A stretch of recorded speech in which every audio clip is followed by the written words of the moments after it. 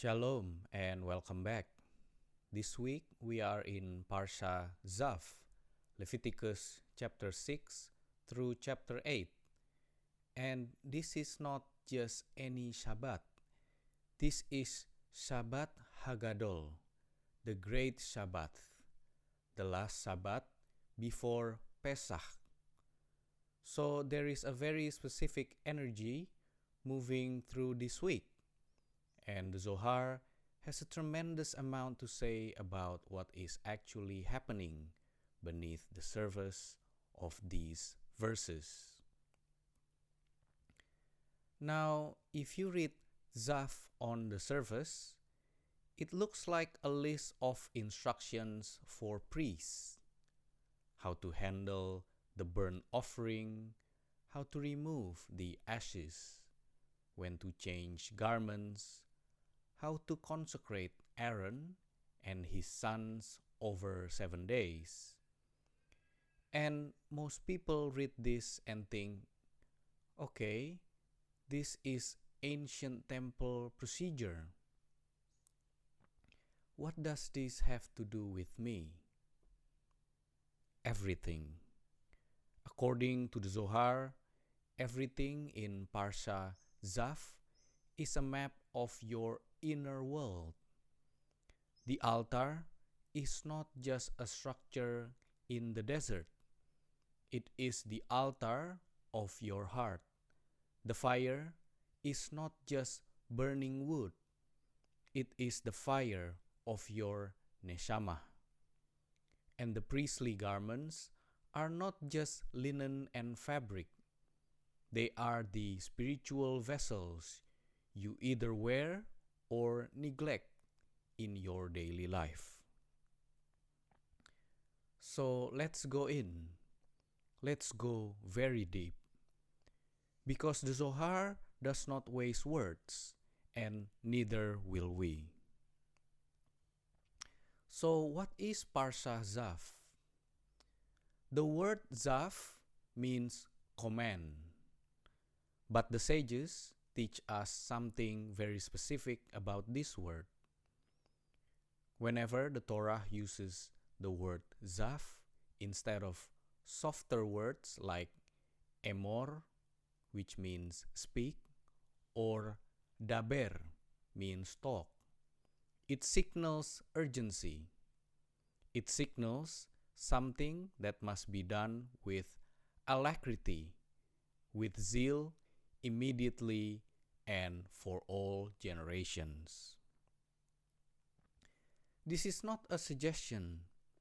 This is a direct imperative from the infinite. And the Lubavitcher rabbi connects this to the 3 lines on the tree of life. The word emor corresponds to the right column, to Chesed, which has a soft and affectionate quality. The word daber corresponds to the left column, to Gevurah, which compresses and focuses. But Tzav, command, is the central column. It is the force of connection itself. It bridges above and below. It activates. So when God says, Tzav et Aharon, command Aaron, he is not merely giving instructions. He is activating the central column of divine energy through the priesthood. He is establishing a permanent channel of spiritual transmission that runs from the highest Sefirot all the way down into the physical world. Now, here is the verse that the Zohar spends the most time on. Leviticus 6, verse 6. A continuous fire shall burn upon the altar. It shall not go out. Eish Tamid tukat al Mizbeach lo tichbeh. The Zohar asks a very deep question. why did the fire have to be eternal? Why could they not simply light a new fire every morning? And more than that, why does the Torah repeat itself? It says the fire shall burn continuously, and then it says it shall not go out. If it burns continuously, obviously it does not go out. So what is the Torah teaching with this repetition? The Zohar answers on multiple levels. First, the Zohar in Rayah Mehemna says directly that the eternal fire on the altar is the Torah itself. It quotes Jeremiah 23:29. Is not my word like a fire, says the Lord? The fire on the altar parallels the fire of Torah. And just as the altar fire must never go out, the study of Torah must never cease. But then the Zohar goes deeper. It says that a transgression cannot extinguish the Torah, but a transgression can extinguish a mitzvah, which is called a candle. And it connects this to Proverbs 20 and 27. The soul of a person is the candle of God. So when someone transgresses, they do not put out the Torah fire itself. They put out their own candle. Their own inner flame goes dark, and the body remains in darkness. This is an extraordinary teaching. The eternal fire is always burning. The Torah fire never goes out. But your personal access to it, your candle, your ner, can be dimmed or darkened by your own choices. The fire is always there. The question is whether you are connected to it or disconnected from it. Now, the Zohar takes this even deeper by teaching that the Mizbeach, the altar, is the altar of the heart. It is a map of the inner person. Within the heart, the Zohar says, there are many desires, many movements, many conflicting pulls, many emotions, many distractions. But underneath all of it, there is something deeper. There is an Eish Tamid, an eternal fire that never truly goes out. The Zohar connects this to Adam Harishon, to the first man. It says the place of the altar is the place from which Adam was created.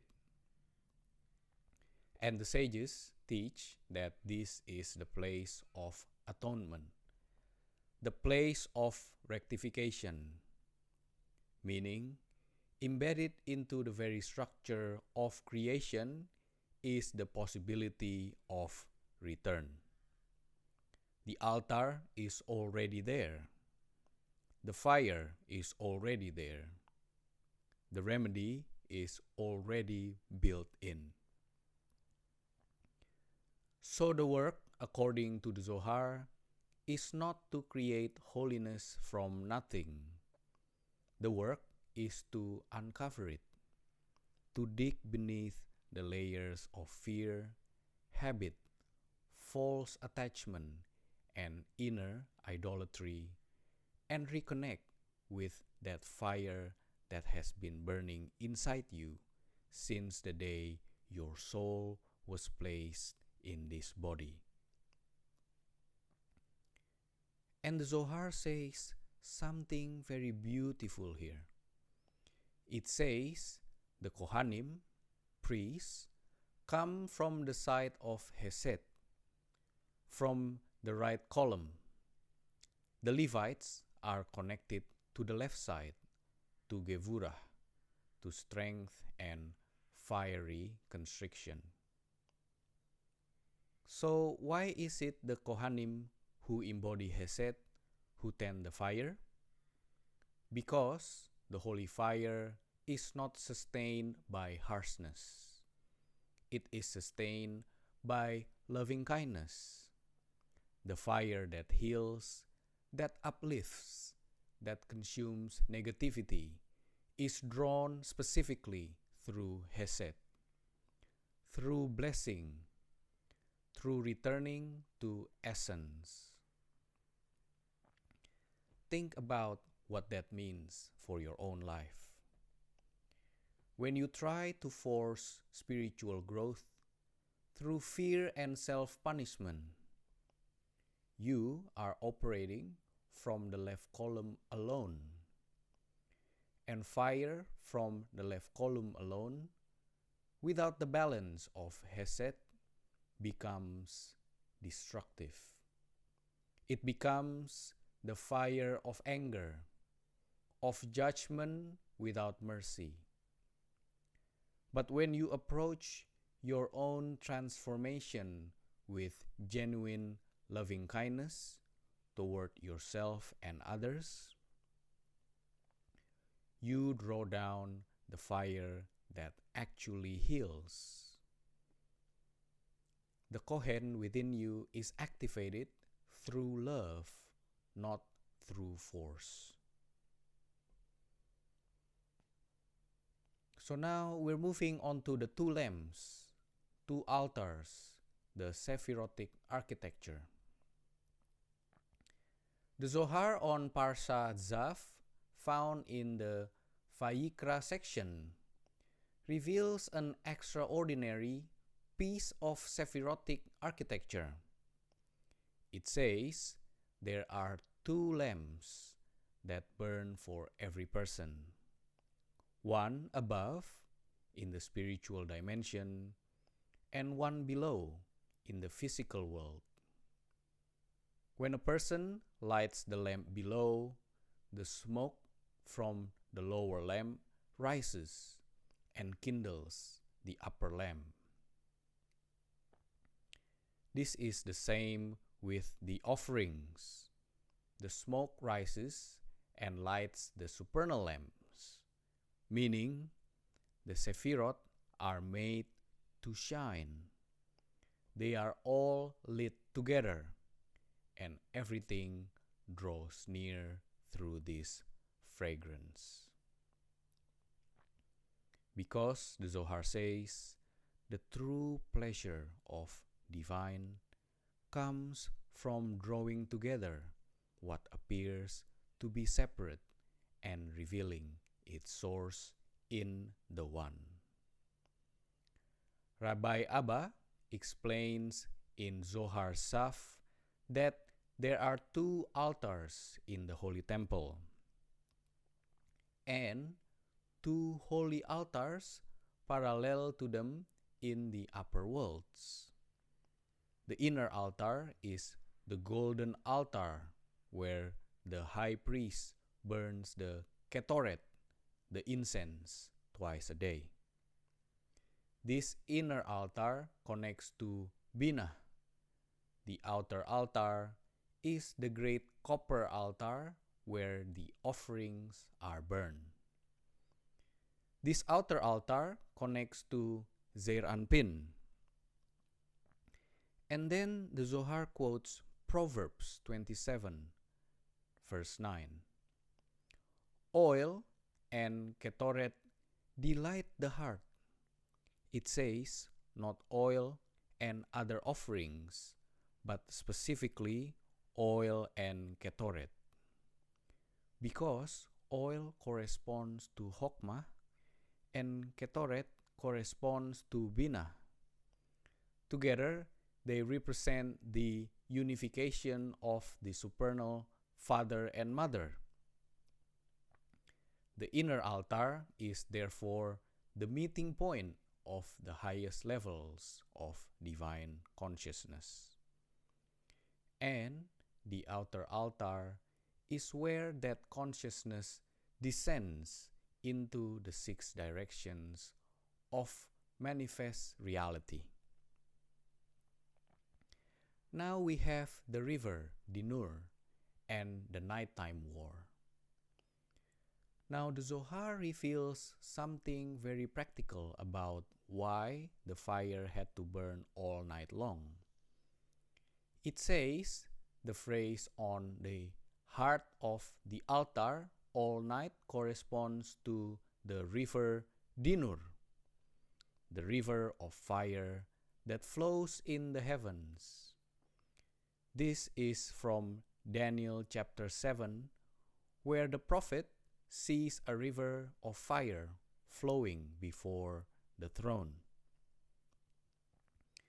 The Zohar in Parashat Pekudei explains that this river begins from 4 great angels, the seraphim, who release sparks of fire as they move.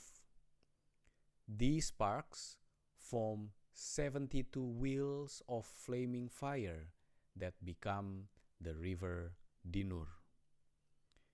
And this river serves as the place where souls are purified and where the forces of impurity, the klipot, are burned away. So when the Torah says the offering must remain on the altar all night, it is not merely a scheduling instruction. The Zohar says the nighttime is when the forces of the other side, the Sitra Achra, have the most power. The fire burning through the night is a spiritual weapon. It subdues the klipot so they cannot extend their dominion into the world. Every night, that eternal flame on the altar was holding back the darkness. And for us, without a temple, this is the function of our nighttime prayers, our tikkun hasot, our Torah study in the late hours. We are keeping that fire burning. We are holding the line against the forces that feed on darkness and disconnection. Now let's move on to Isaac's fire and the lion on the altar. Rabbi Kia in Zohar Saf makes a stunning connection. He says the eternal fire on the altar, Eish Tamid, this is the fire of Isaac. He quotes Genesis 22, where Isaac says, "Here is the fire and the wood." That fire from the Akedah, from the binding of Isaac, never went out. It became the eternal fire of the altar.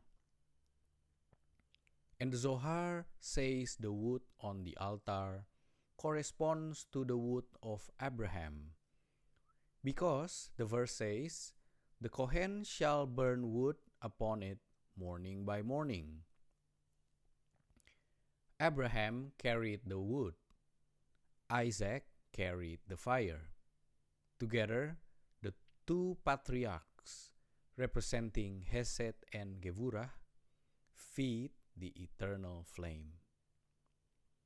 Then in another passage, the Zohar says that when the fire came down from before the Lord and consumed the offering on the altar, this fire was the angel Uriel descending. And he came in the form of a great lion crouching on the sacrifice. When Israel was righteous and the sacrifice was offered correctly, the people could see the smoke rising in a perfectly straight column. But when Israel was not righteous, the smoke scattered, and instead of a lion, the shape of a dog appeared on the altar.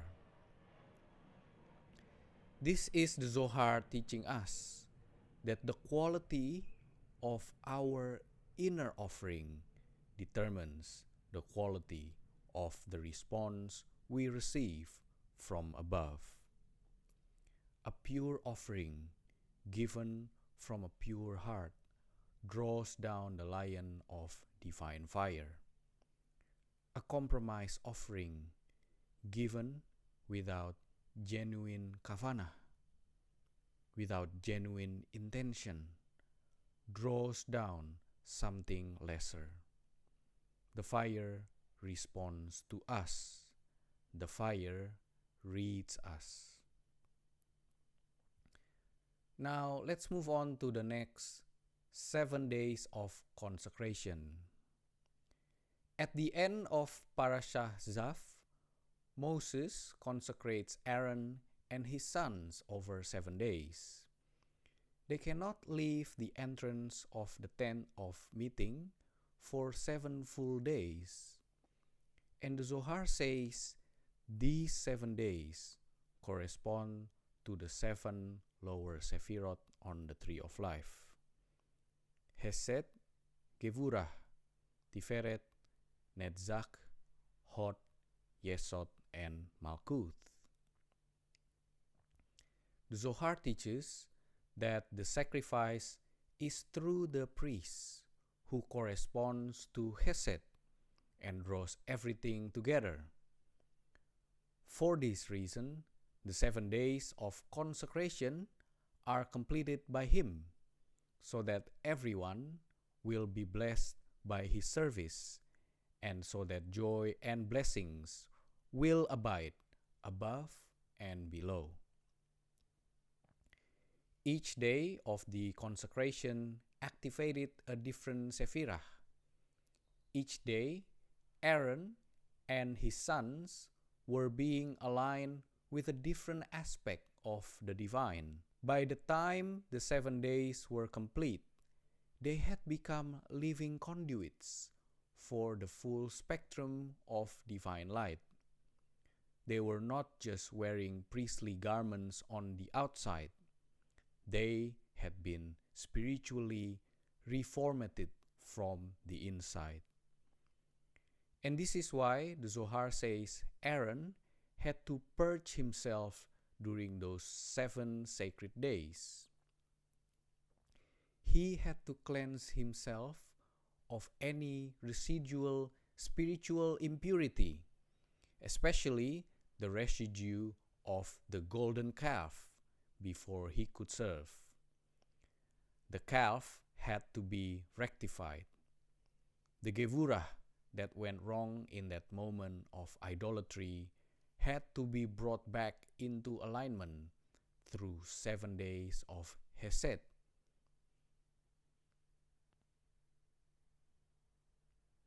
Now, moving on to the Shabbat HaGadol, the bridge to Pesach.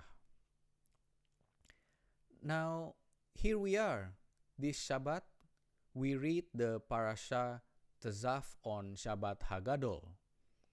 This is not a coincidence. The Zohar teaches that the energy of each parasha perfectly matches the cosmic window of the week in which it is read. Shabbat HaGadol commemorates the great miracle in Egypt when Israel set aside the Paschal lamb on the 10th of Nisan, 4 days before the Exodus.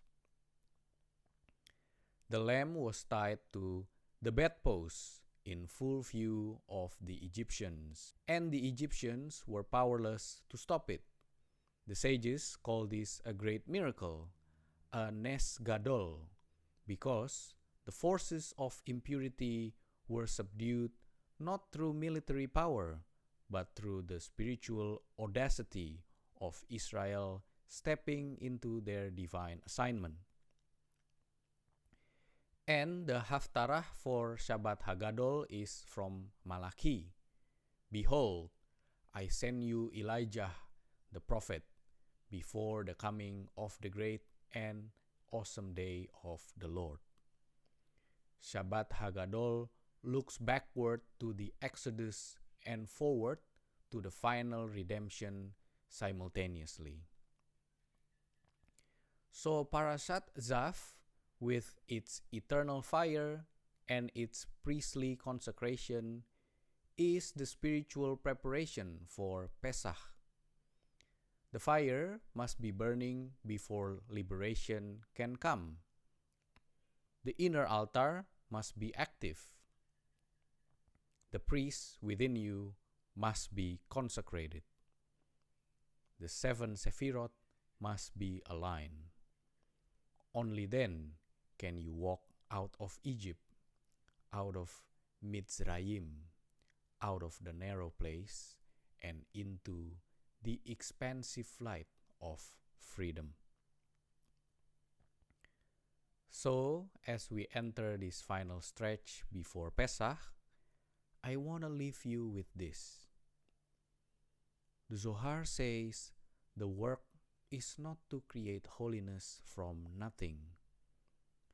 The work is to uncover it beneath the fear, beneath the habits, beneath the false attachments, beneath every layer of inner and outer exile.